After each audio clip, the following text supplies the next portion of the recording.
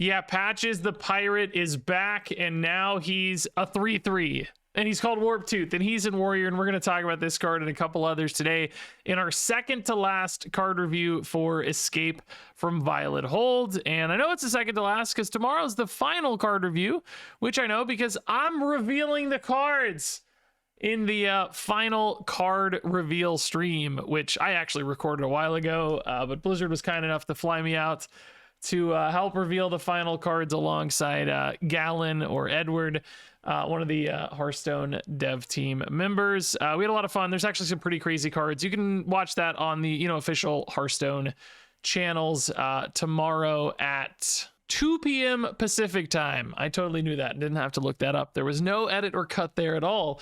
So come join in on the fun. But for now, let's go ahead and take a look at a couple new charge cards in this video.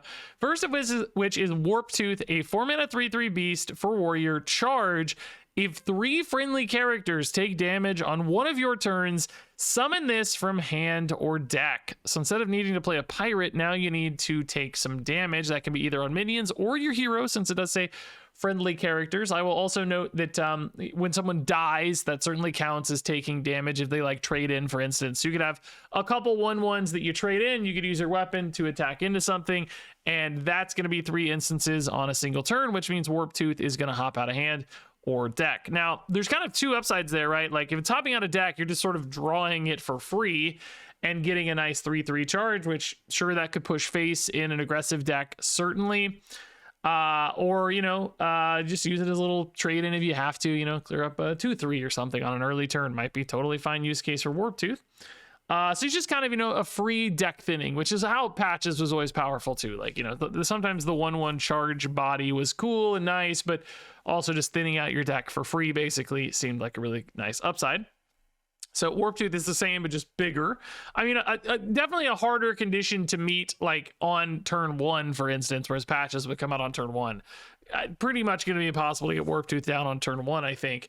But, turns 3, 4, etc., I think Warp Tooth is actually going to be pretty feasible to get out.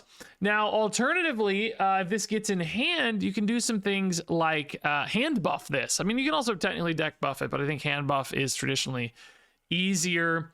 And that means you could have an even bigger Warp Tooth, right? Anytime this gets buffed, suddenly it might be 5 attack, 7 attack, 10 attack, whatever, and that would make him an absolutely insane lethal threat with charge.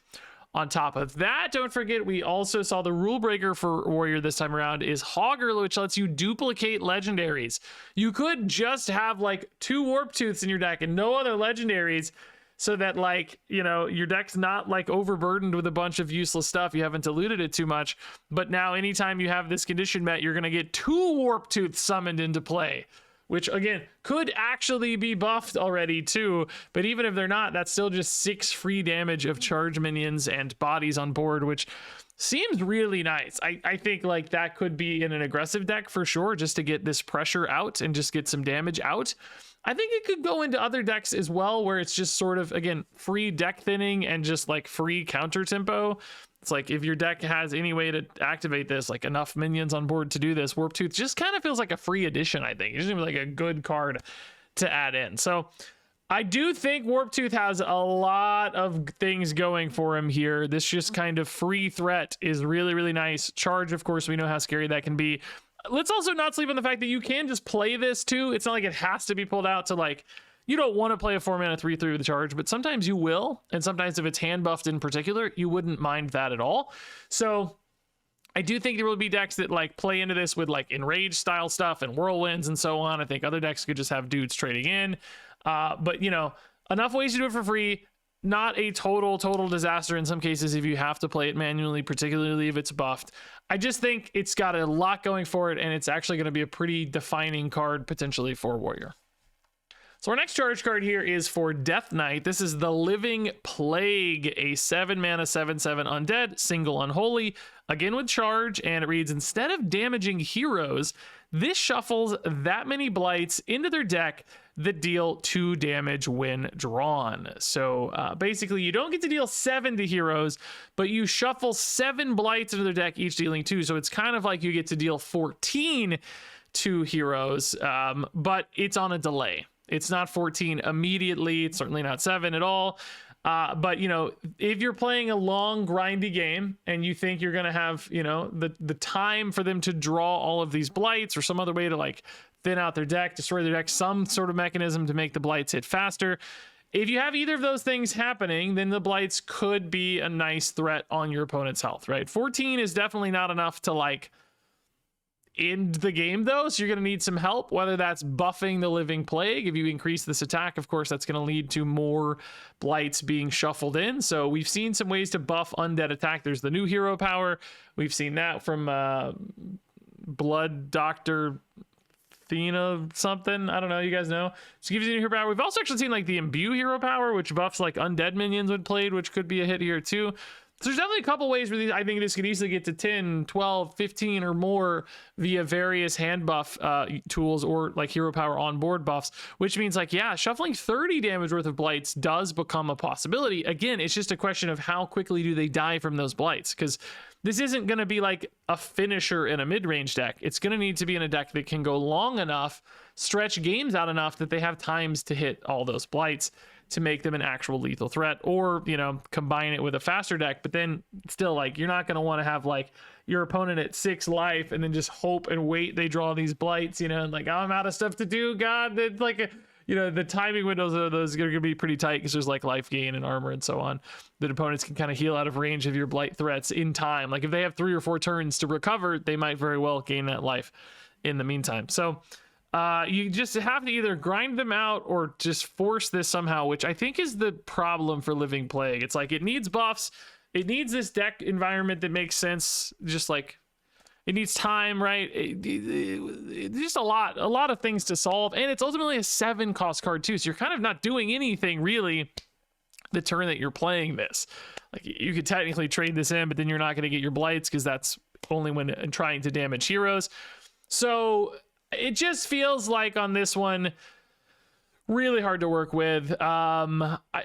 Just like, I don't know, just so expensive, so requires so much help. I think this card's really going to struggle.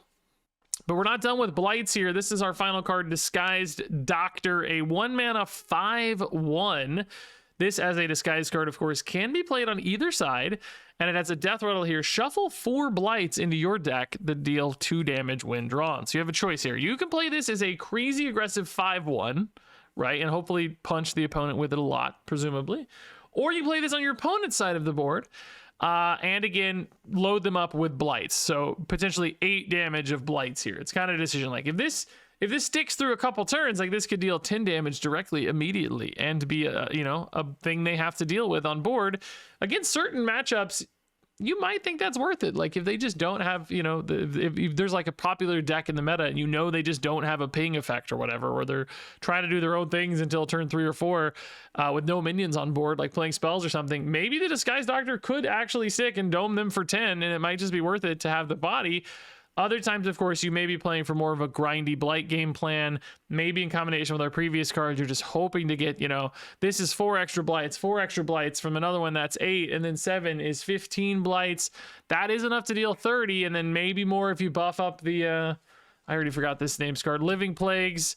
If you buff it up, maybe more, but it's still just a really grindy game plan, and I worry it's just going to take too long. And, you know, if you do play this for your opponent, by the way, you have to solve this problem yourself, right? So you're not like playing this on turn 1 with no way to clear it. That's going to punish you. You're going to take 5. So then you're kind of maybe saving it for later, weaving it into an AoE turn or something, right?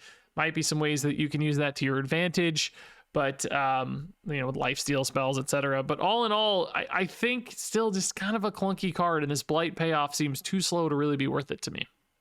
So let's go ahead and rate these cards from 1 to 5 stars. Warp Tooth is a 5-star card. Living Plague is a 2-star card. Disguised Doctor is a 2-star card. And yeah, there you go. Pretty short review today.